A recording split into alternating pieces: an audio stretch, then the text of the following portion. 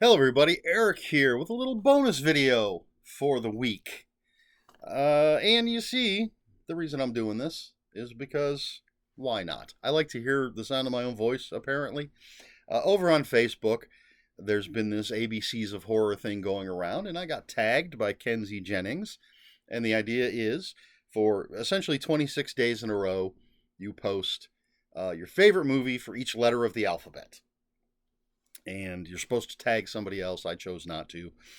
But I did participate and list some of my favorite movies. Not necessarily my favorite movie for each letter.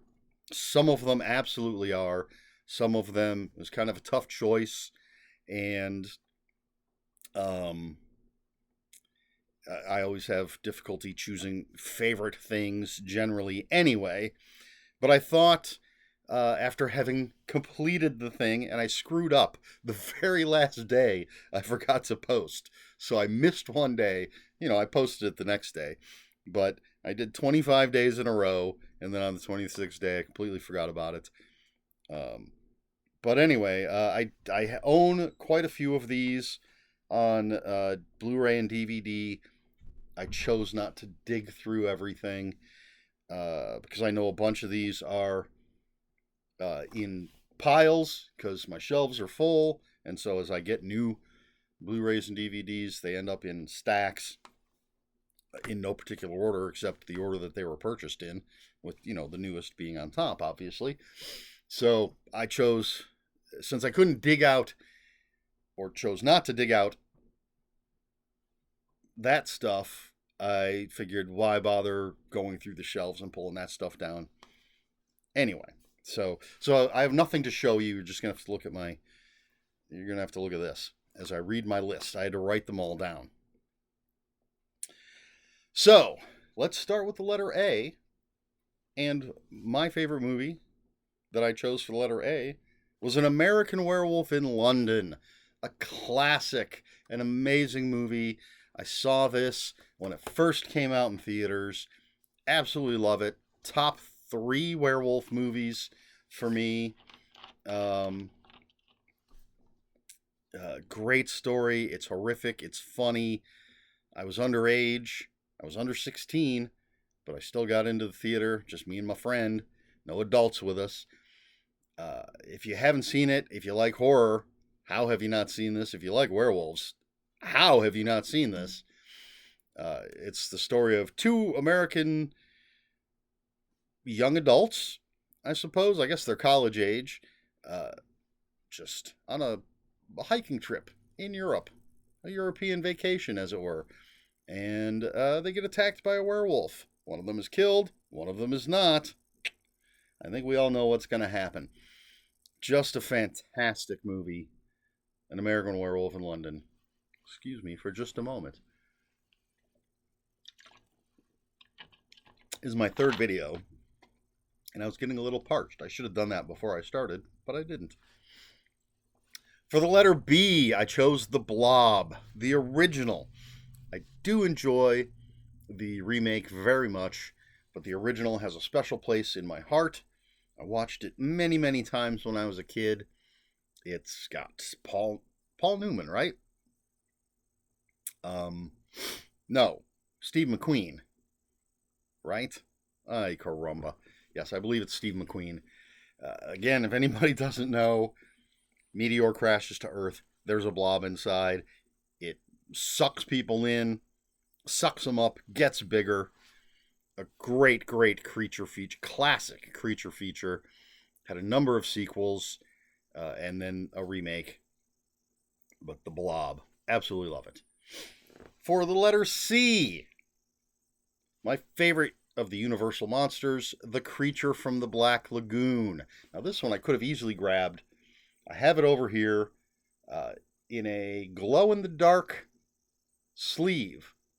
So on one of my bookshelves, I have 3 little stands with 3 glow-in-the-dark sleeved movies, and Creature from the Black Lagoon is one of them. People in the Amazon, researchers in the Amazon, a fish man, a beautiful woman. It's Beauty and the Beast with water. I absolutely love it. It's such a fantastic movie. Again, couple sequels, and then of course the Lady in the Water. Not the Lady in the Water. What is it called? The Guillermo del Toro one. Kind of what if the lady and the fish man got together. I haven't seen it, which is probably why I can't remember the name of it. The Shape of Water. That's what it's called. I'll watch it eventually someday. But The Creature from the Black Lagoon. Wonderful, wonderful stuff. For the letter D, I went old school. I went with a movie that scared the hell out of me when I was a kid, and that is Don't Be Afraid of the Dark. I believe this was a made-for-TV movie. There is a remake that has Katie Holmes. I don't remember who else. I don't like the remake. And that was produced, I believe, by Guillermo del Toro, speaking of. But Don't Be Afraid of the Dark, the original. This couple moves into a house. They're told there's a bricked off spot in the basement, told to leave that alone.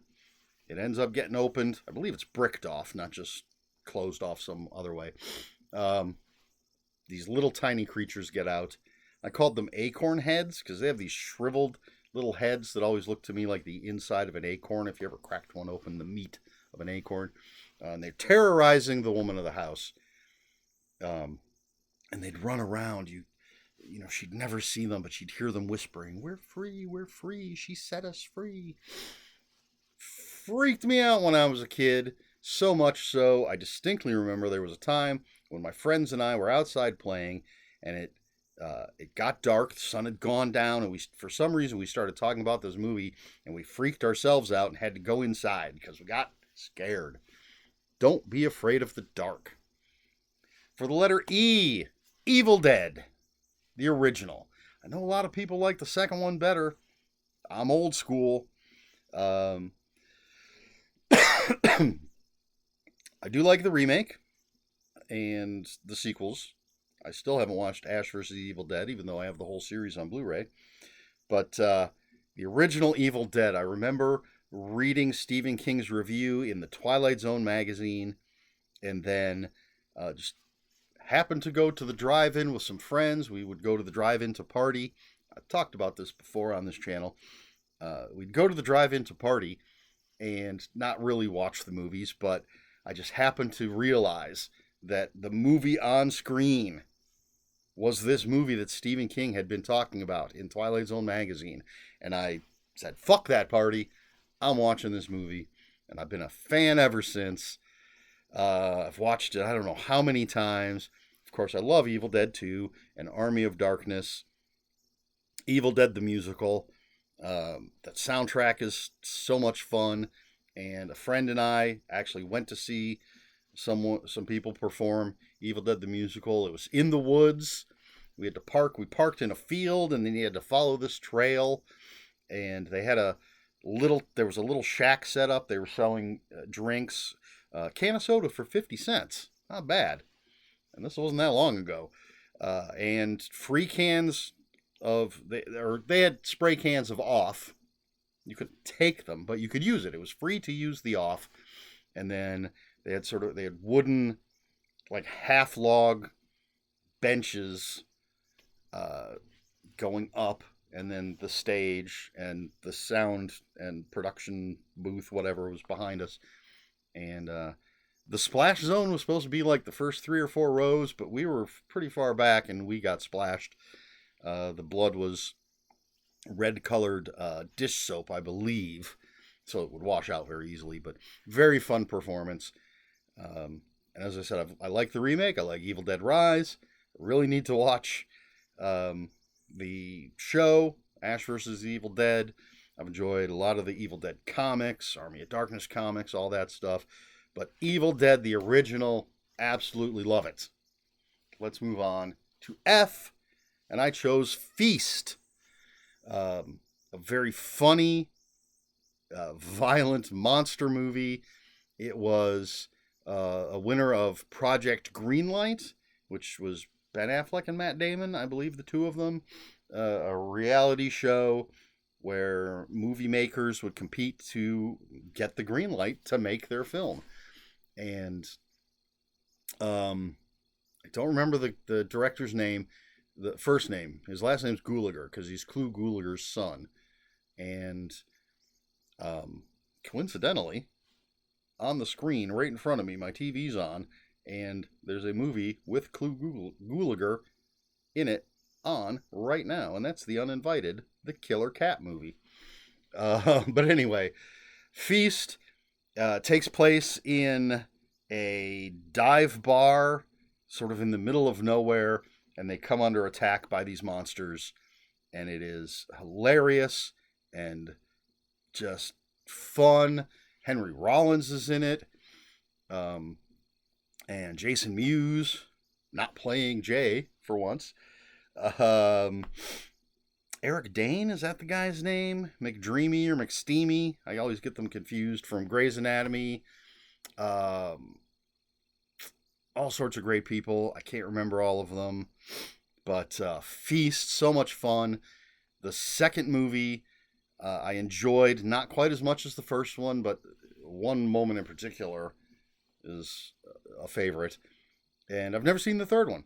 I really need to rectify that, I think. But Feast is my choice for F.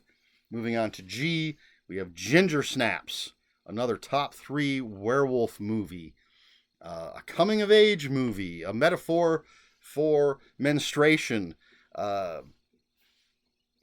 Two sisters of a dark personality. We're introduced to them as they're setting up death scenes and photographing them. And one night, there's a werewolf attack. One of them gets scratched and bitten. You know where that's leading. But, what else happens on a 28-day schedule like the full moon? Something that happens to women. What could it be?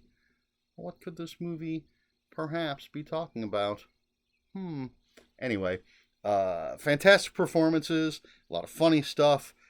Not necessarily the best werewolf effects, but really, really a great movie. I very much enjoy Ginger Snaps 2, which is very different from the original.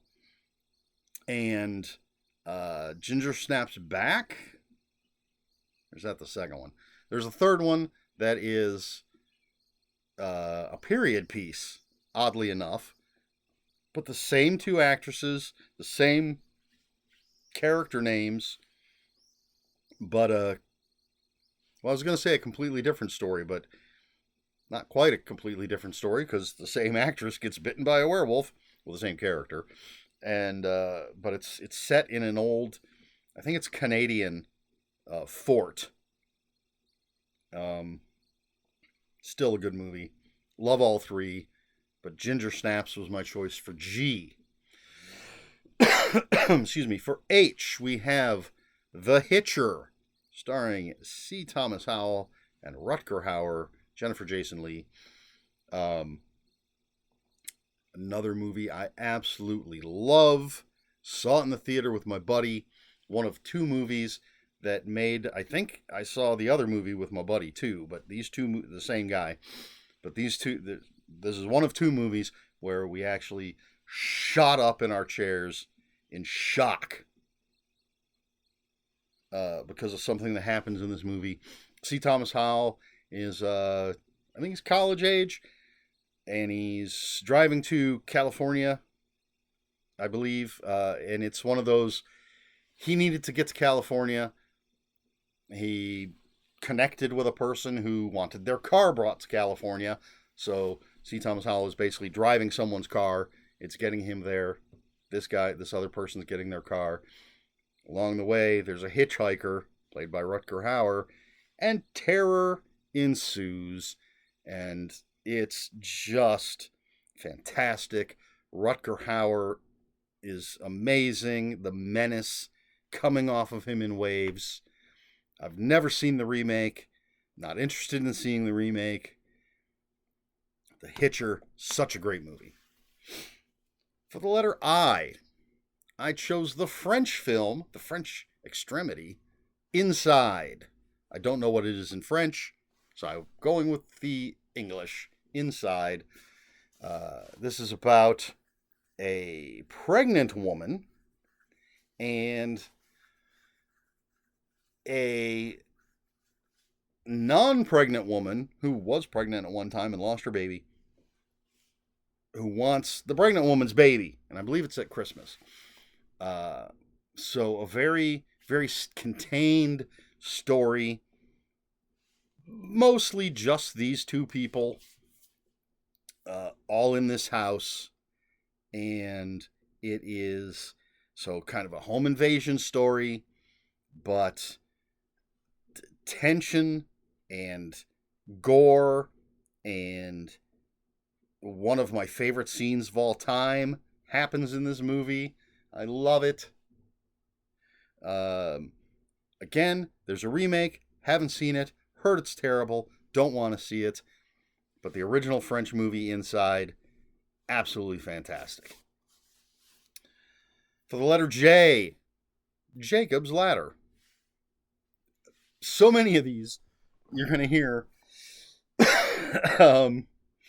It's weird because we've had a few with remakes that I enjoy, and then a few with remakes that I've heard are terrible, have no interest in seeing. And Jacob's Ladder is another one of those. This is the original with what the hell is it? Tim Robbins. And he's a Vietnam veteran who strange things are happening in his life. It is a very surreal movie and difficult to explain what's going on. Is there a government conspiracy? Is there something supernatural going on? Or is it just, like the drugs and chemicals that Tim Robbins and the other people in his platoon were exposed to when they were in Vietnam? Such a fantastic movie. The beautiful Elizabeth Pena is in it. Jason Alexander is in it as a lawyer. And, Jason Alexander, kind of short. Tim Robbins, very tall. There's a scene where they're in a courthouse and they actually set it on stairs so that Jason Alexander could basically be eye level with Tim Robbins. Never seen the remake, not interested in the remake. There is a book. I believe it's the script, not a novelization. I think it's the script, and it's the original script. So there are other layers to the story. It's been on my Amazon wish list for a while.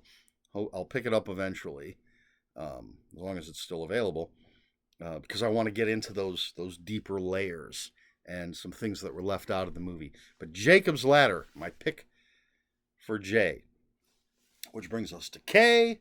We're going old school, going back to when I was a kid. King Kong, the original King Kong. This movie was an event for me as a child because, let me take you back, kids, back to when I was young, when we had 3.5 channels on TV. I say 3.5. Basically, you had, it was 3, 5, and 8 for us. NBC, ABC, and CBS. Now, we did have Channel 43 was our UHF channel, and there was Channel 25 was PBS. But those, very difficult to get those to come in well to begin with. But those were the things that showed syndicated stuff. Or, well, we all know what, PBS had all the kids' stuff, Sesame Street, Electric Company, Zoom, all that stuff that I would watch. But our main, basically, it was 3, 5, and 8 for us. NBC, ABC, CBS. If you missed something, you missed it. You better hope there's going to be repeats, because you're not going to see it. There were no video recorders or DVRs or anything. You had to get up off the couch and turn a knob to change the channel. You had rabbit ears that you had to move around. Sometimes you had to put tin foil on them to get good reception. Sometimes your dad made you stand there and hold it because you got better reception if you were holding it. But anyway, so King Kong was shown every Thanksgiving. That was when you could see King Kong. That was it. And so that's why At the time, Thanksgiving was my second favorite holiday. Halloween, of course, always number one. But could not wait for Thanksgiving so that I could watch King Kong again. Love killer animals, even if it's a giant ape. A misunderstood giant ape. It's a tragic story. It's a very sad story. It's some of the aspects of it may not have aged too well, but it's still just a classic, wonderful stop motion animation, and you can see like fingerprints in King Kong's fur as he moves, because they got to touch it and move him. What is it, 76 is the Jeff Bridges version. I have not seen it in ages. I thought that what's her name, who played the Fay Ray part, wow, I can't think of it. I thought she was terrible in it. She has gone on to be a very good actress, and maybe my assessment is a little harsh. I was not impressed with her performance. I can picture her. Jessica, you know what I'm talking about. She's in American Horror Story. I'm going to have to look it up because it's going to bug me. It's not Jessica Tandy, which is now stuck in my head. What the hell is her name? People are yelling at the screen right now. Whoops. That's not how you spell Kong. 2005, 76. Jeff Bridges, Charles Grodin. How is her name not second billed? Jessica Lange. Thank you, IMDb. Yes, Jessica Lange. Yeah, was not impressed with her performance, but I haven't seen it in ages. I used to have a poster of it, though. It had King Kong straddling the World Trade Center as fighter jets were coming at him. That was prominently displayed on one of my bedroom walls or the closet, something. And then the Peter Jackson version, way too long, but some good stuff in there. And I actually like Skull Island, but the original King Kong, absolutely the best version in my opinion. Let's move on to the letter L. This is a movie that bills itself as a comedy. When I was making this list, I would always post like the movie poster and then a couple stills from the movie. And the poster for this said something like the funniest movie you'll see all year. But it scared the hell out of me when I was a kid, so much so that I would not go out in the backyard in my bare feet because I was afraid plants were going to eat my toes. My choice for L is Little Shop of Horrors, the original Roger Corman Little Shop of Horrors. It is absolutely a hilarious movie, one of Jack Nicholson's earliest appearances as the masochistic dental patient. Of course, this is about a killer plant.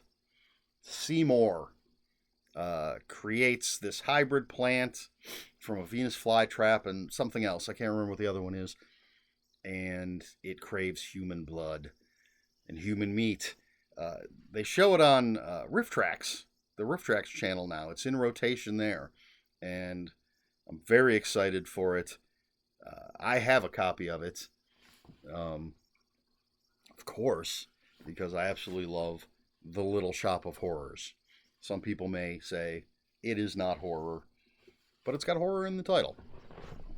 I've seen the musical with Rick Moranis, the movie version. I haven't seen the live musical. It's fun, but it's no original version. For the letter M, there was no question that my pick would be May. I absolutely love this movie. It's probably a top 10 in my top 10 favorite movies. Excuse me. Unfortunately, I can't watch it. At least I can't watch my copy. I've talked about this before. There was a super special edition coming out, all sorts of goodies like a booklet and postcards and things, and tons of special features. I pre-ordered it, and then after hitting the order button and giving them my money, realized that it was from Europe. It's a Region 2 movie. And I still have yet to buy my Region free disc player. I will do it someday. Before the end of the year. That's my promise. Unless I lose my job. But May, it is Angela Bettis, Jeremy Sisto, and what's her name? Cripes from the Scary Movies. Anna Faris, that's it. And it's oh cripes, the director, Lucky McKee. My brain, I'm losing my brain. It's getting late. Lucky McKee's the writer director. So Angela Bettis plays May, this very shy, very odd young woman, and she meets Jeremy Sisto. Well, she's got a crush on Jeremy Sisto, sort of forces a meet cute. Things don't go well, and it's a very character-driven movie. It's a very slow burn movie, but I think the performances are amazing.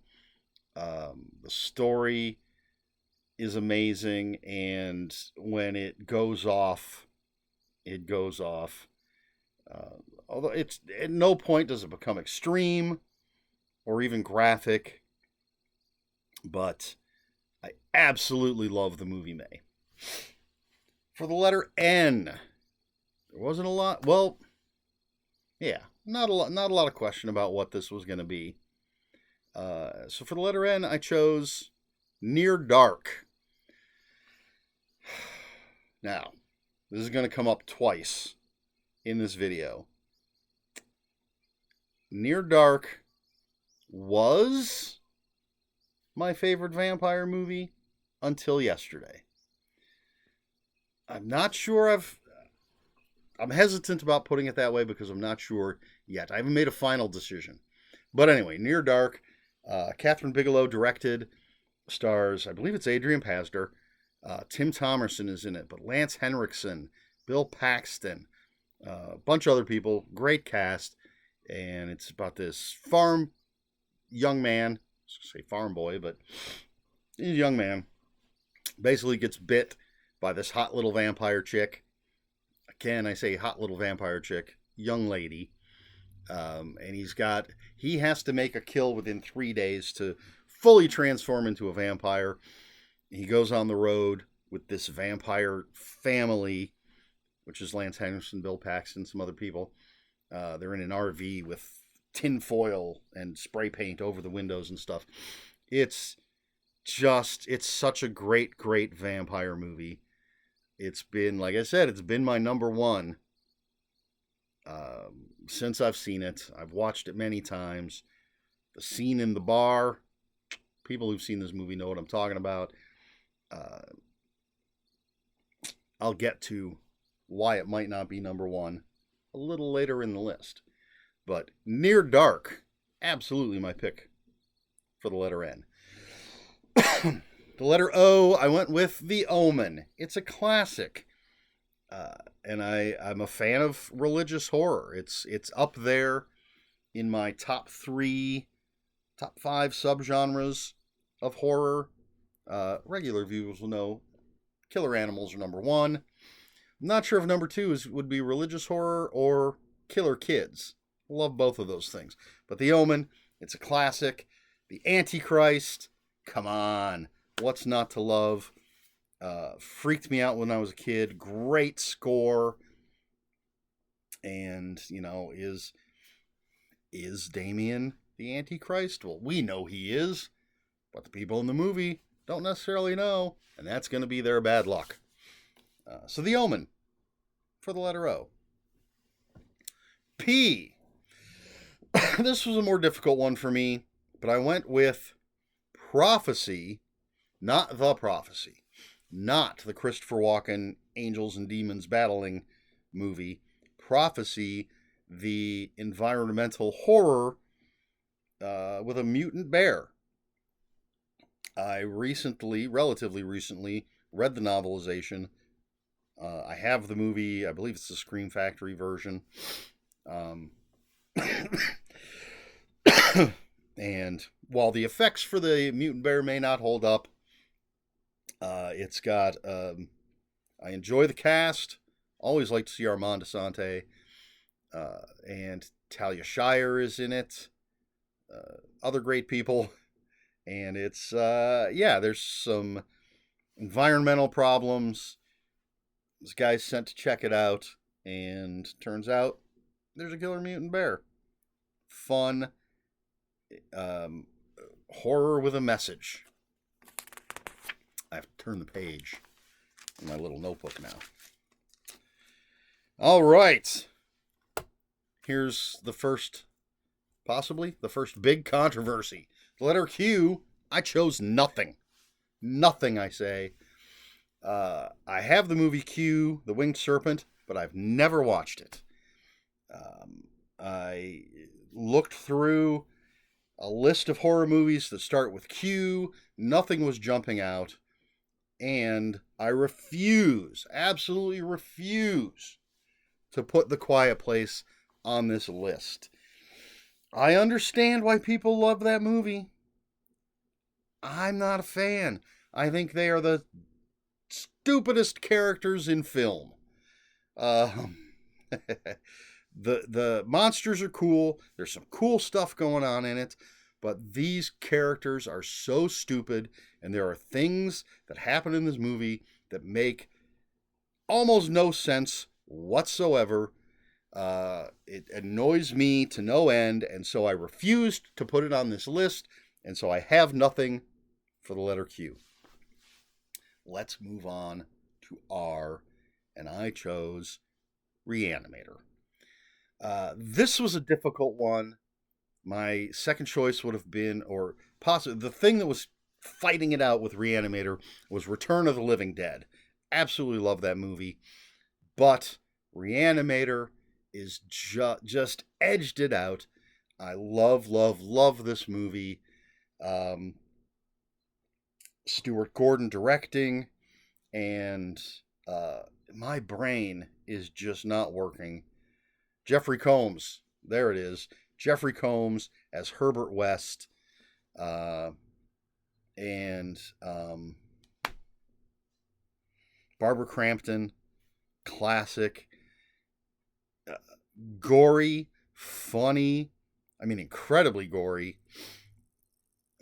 Maybe not up to certain standards of movies today, but especially back in the day. I believe this was released unrated. But Jeffrey Combs is fantastic. It is just one of the most entertaining horror movies. And I've watched it many times, and I'll watch it many more times. I also like the sequels. Bride of Reanimator. Neither sequel captures the true magic of the original, but Bride of Reanimator is a lot of fun. And then I think it's Beyond Reanimator. It takes place in a prison and has Chris Hemsworth's wife in it. Did not know that at the time, because when I watched Beyond Reanimator, I'd never heard of Chris Hemsworth. Also, she's like 8 years older than him. Something like that. Not that that matters. It just happened to come up at work the other day, because there's a huge Chris Hemsworth fan that I work with. But anyway, yes. Jeffrey Combs, of course, playing Herbert West. But the female lead is, I can't remember her name. I apologize for that. But she is Chris Hemsworth's wife. And that's a terrible way to put things. Should not define her by who she's married to. But, it is Chris Hemsworth. Come on. And I don't remember anybody else's name in the movie either. So it's not like it's the woman. I can't remember her name. But anyway, I enjoy both of those. Bride of Reanimator and Beyond Reanimator. But the original, just again, possibly top 10 favorite movies. All right, so here's the other thing that's the movie itself isn't replaced on any list in my head except this list. For S, I went with The Stepfather, the original. For those of you who don't know, it's Terry. Is his name O'Quinn or Quinn? I can never remember. The guy from Lost, where most people probably know him from. He plays. I don't think I'm giving anything away. I think you know from the very beginning. He plays a guy that's looking for the perfect family, and when he finds a family that he thinks is perfect, it turns out they're not. He'll kill them and move on. The movie starts with him in a house full of dead bodies, shaving off his beard, going to meet his new family. Because once he realizes this family's not perfect, he starts setting up the other one before he gets rid of the non-perfect one. So the majority of the movie, though, is him with this new family, and we see the breakdown of things. And this has one of my favorite quick little things that happens in a movie. So it shocked me when it happened, and I laughed, which may or may not be appropriate, but absolutely love this part. And Stepfather, fantastic movie. I believe there's a sequel that I've never seen. There's a remake that I have also never seen and will not see. I hear it's not good. I have no interest in seeing it. I would like to see, if I haven't seen it already, I would like to see the sequel, the original sequel. But here's the thing.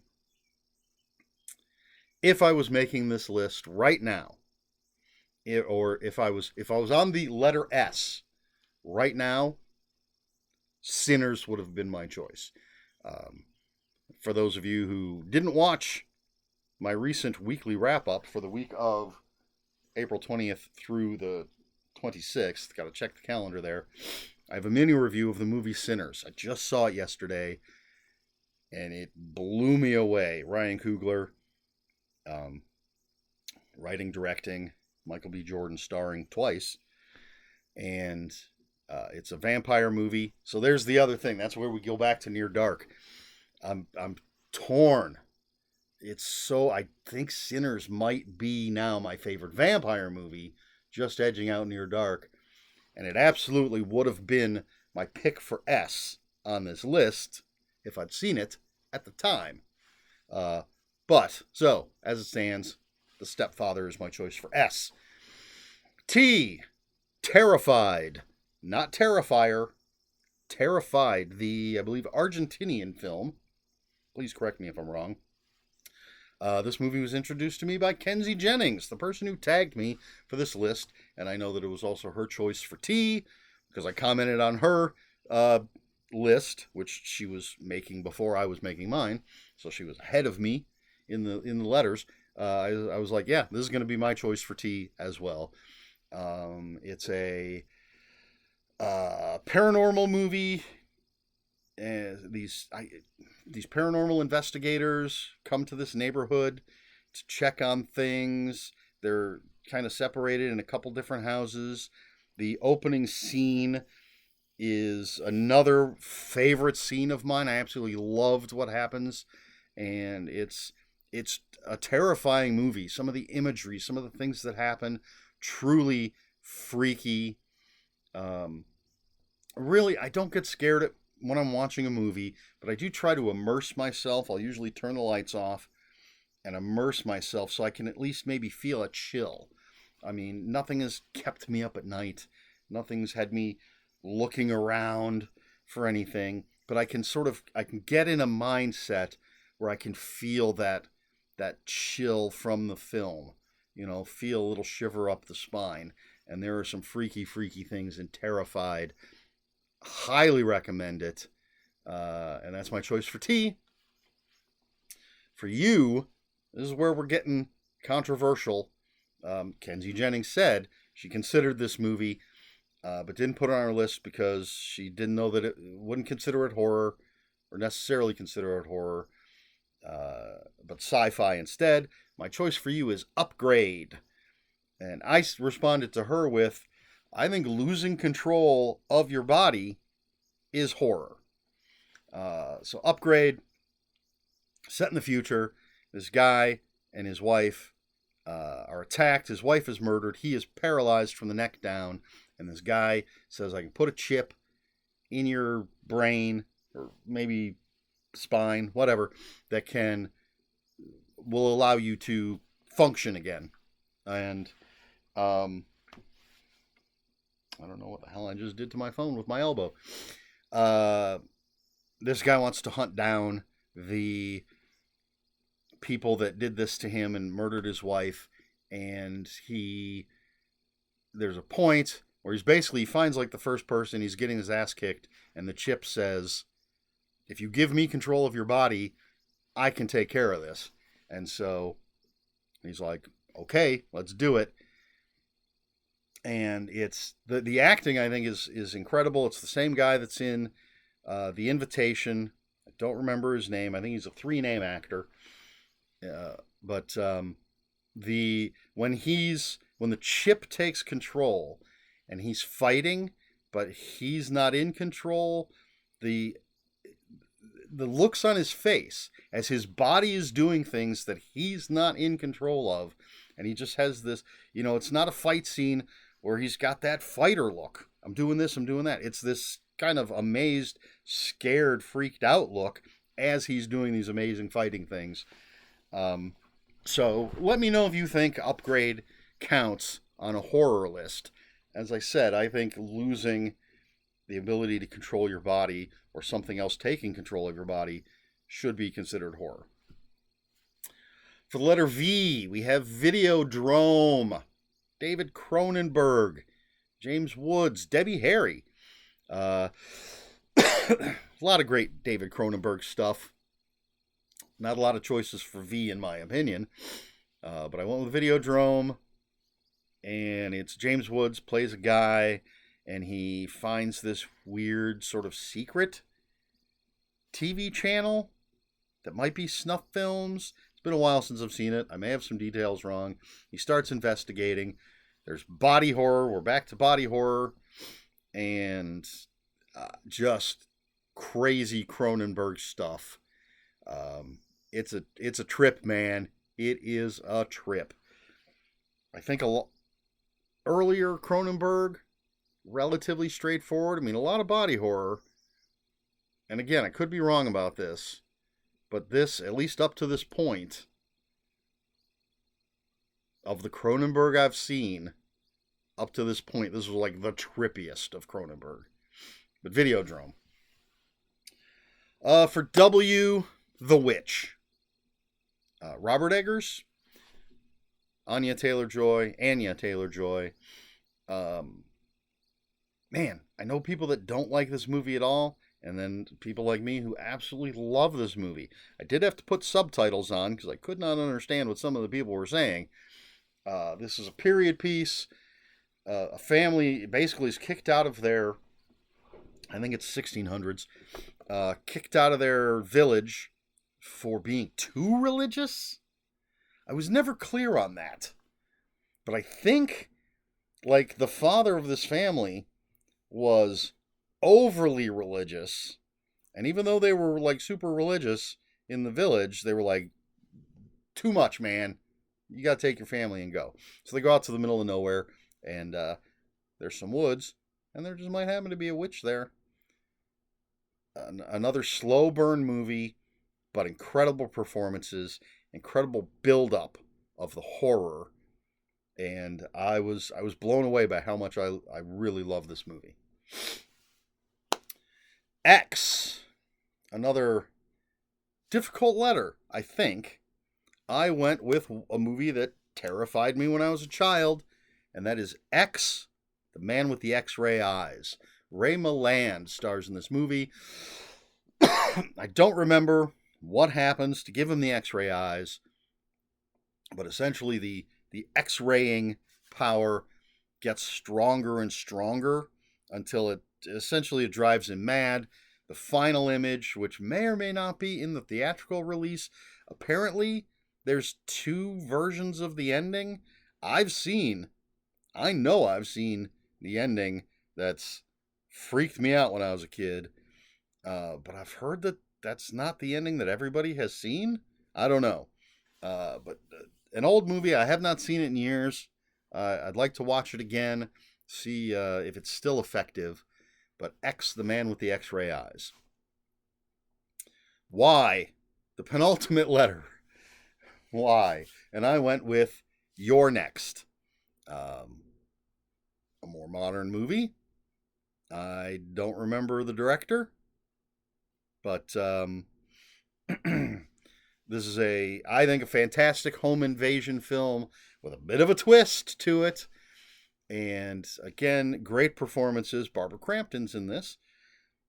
We have the home invaders wearing animal masks. Just the sort of plastic with the elastic, I believe. I don't think there's any like full over the head masks. But that's always kind of creepy. And so there's some twists and turns. And I don't want to give anything away for anyone who hasn't seen it.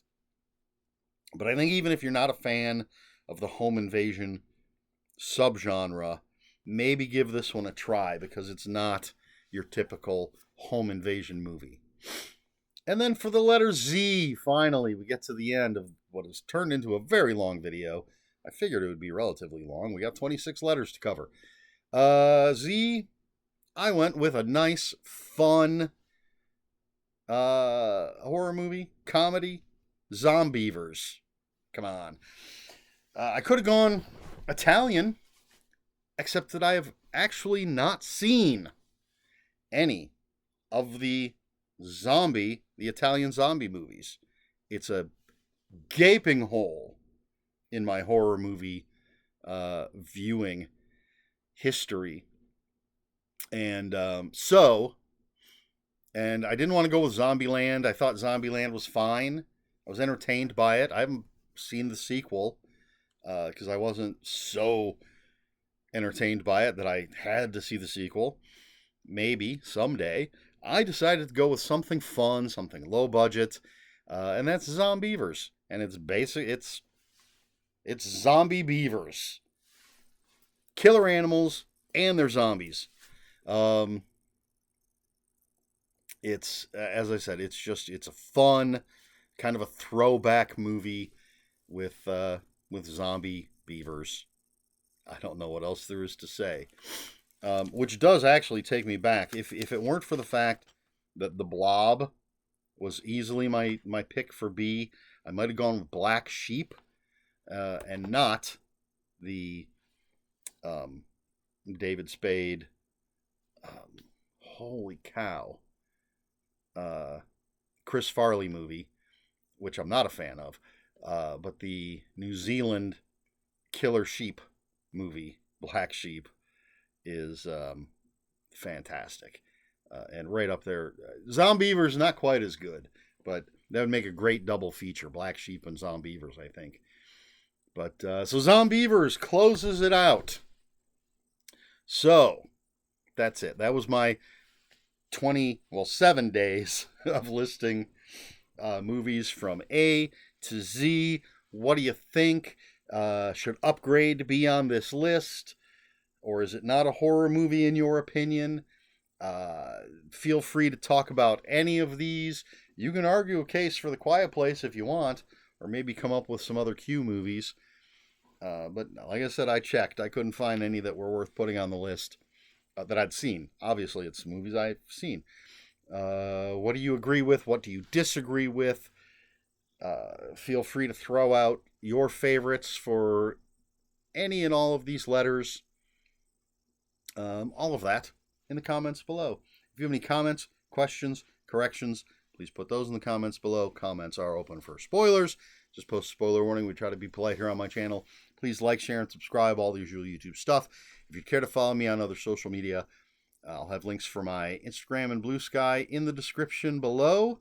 And that is all I have. So I don't know what else to say except until next time, read more books and watch more movies.